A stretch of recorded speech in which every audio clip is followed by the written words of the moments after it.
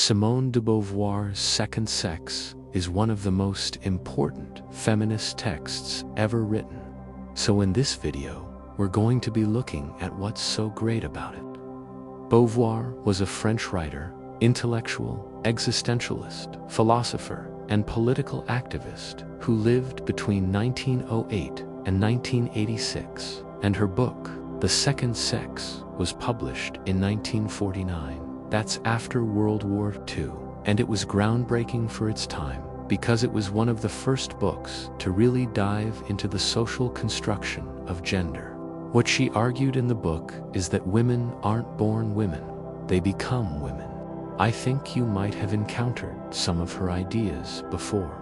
For example, she's the one who said, "One is not born, but rather becomes a woman," which has been hugely influential and often misquoted. It's usually shortened to "one is not born a woman, but becomes one," and that little change totally changes the meaning of what she was getting at. She wasn't saying that sex doesn't exist or that there aren't biological differences between men and women. She was arguing that the way we understand what it means to be a woman, what we expect of women, what we think women are like, that's all socially constructed. It's all a bunch of rules that we make up and that we then enforce on people we label as female. But it's not just that we make these rules up. We also make them up in such a way that they serve to benefit men. So, in Beauvoir's words, man is the standard by which woman is defined as the other. She is defined only in relation to man.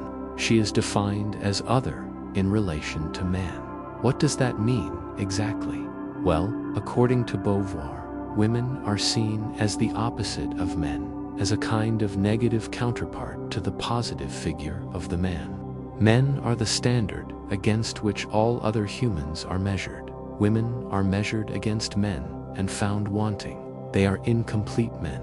Men are full human beings, whereas women are only half human beings. This leads to a whole host of problems for women. For example, Beauvoir says that women are often judged based on impossible standards. You know, those beauty standards that everyone talks about today, like having clear skin, long flowing hair, being stick thin, but with big boobs. Yeah, those are the kinds of standards that Beauvoir was talking about. Standards which reduce women to their appearance and judge them solely on their beauty. But why does this only happen to women and not men? Why do we judge women based on their looks while we judge men based on their achievements? Because women are supposed to be the ones who prioritize the appearance, who care about how they look. That's what society tells us. That's the role women are expected to fulfill. Men, on the other hand, are supposed to be more concerned with stuff like money or status or power. And if you don't do what society expects of you, you're judged and criticized. If a man isn't ambitious or driven, we call him lazy. If a woman isn't beautiful or feminine, we call her a shrew. A shrew, by the way, is an old-fashioned word for a woman who isn't feminine enough. A woman who's bossy or complaining or bitter. Now, when you look at things this way, it makes perfect sense why women are underrepresented in positions of power, both in history and in the present day. If women are meant to be less than men, if they're only meant to be housewives and mothers, why would they want to be CEOs or presidents? And if men are meant to be ambitious and powerful, why would they want to be homemakers? Beauvoir noticed that the qualities we value in women are the very qualities that prevent women from being powerful. For example, being too focused on your appearance or being too nurturing prevents you from being a good leader. Another thing that's really interesting about The Second Sex is that Beauvoir didn't just point out that sexism exists and is bad. She also explained why. She explained how sexism works, what the benefits of sexism are, and who benefits from it. According to Beauvoir, Our whole system of sexual roles and gender norms and expectations, all of that serves the purpose of benefiting men. Here's what I mean. Let's take love and relationships. What do we expect from a relationship? Usually, we expect our partner to love us unconditionally, to put our needs before their own, to be there for us emotionally, to listen to us, to help us through tough times. All of that sounds pretty nice, right? Sounds like a dream partner. But what happens when you ask a woman for all of that? When you demand unconditional love from a woman, or emotional support, or a listening ear, you're basically saying that women should be more concerned with taking care of others than taking care of themselves, that they should prioritize the needs of others over their own. This may sound like a nice and even feminist thing to say, but if you demand that from a man, he'll probably laugh in your face. Why can't I watch football on Sunday? Who's gonna take care of the kids? Who's gonna cook dinner? Why do I have to sacrifice my time and my interests and my happiness for you? You wouldn't say that to a man, would you? But women are constantly told that that's what they're supposed to do. They're supposed to prioritize relationships. They're supposed to be selfless, caring, nurturing, attentive. They're supposed to be the emotional ones. And because of that, they're often penalized for being emotional. They're told they're too sensitive, or too moody, or too much of a drama queen. So what does this have to do with domination? Well, here's where things get interesting. What I just described is what we normally think of as the ideal woman, someone who's loving and caring and emotionally available. But according to Beauvoir, that ideal actually works to benefit men. By expecting women to be more caring than men or more emotional than men, we set them up to be judged and penalized for being emotional.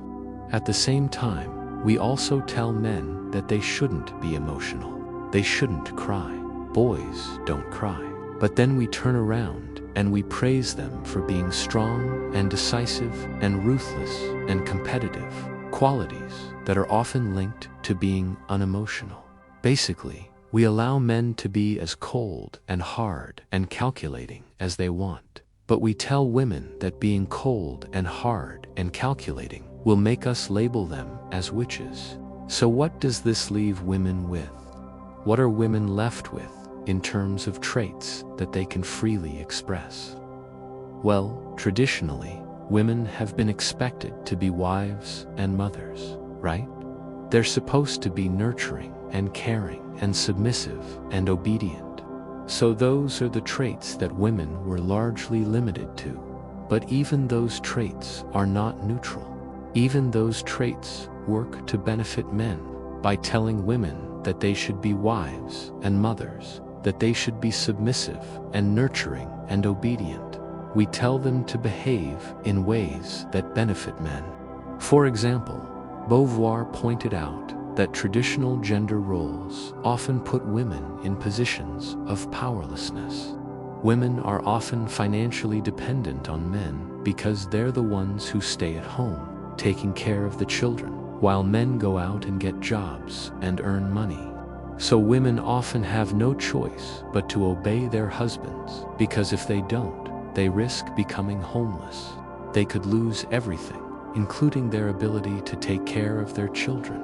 So what does this all add up to? What's the big picture here? Well, what Beauvoir showed in The Second Sex is that the way we understand gender, the way we organize society, it all serves the purpose of benefiting men. Seduction, for example, is a kind of symbolic rape. That might sound shocking, but let me explain. Seduction is when a person leads another person into doing something that they wouldn't normally do. It's a form of manipulation. Now, if you're thinking that this sounds kind of similar to rape, you're not wrong. Both involve a violation of boundaries and a lack of consent. Of course, they're not the same thing. Seduction doesn't always involve force or coercion, but at its core, it's still a kind of manipulation.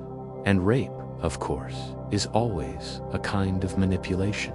Seduction, like rape, involves power and domination, and women are often taught from a young age to seduce men. Think about all those rom-coms that teach us that the best way to get a man is to play hard to get, or to pretend to be disinterested, or to use our feminine wiles. These are all forms of seduction. And by teaching women to seduce men, we're teaching them to manipulate men. We're teaching them to use whatever weapons they have at their disposal to get what they want from men. We're teaching them that to succeed in life, they need to be manipulative.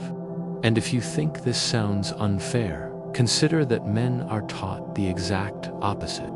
Men are taught that using their intellect and their power and their money to get what they want is called being strategic. It's called being a good businessman.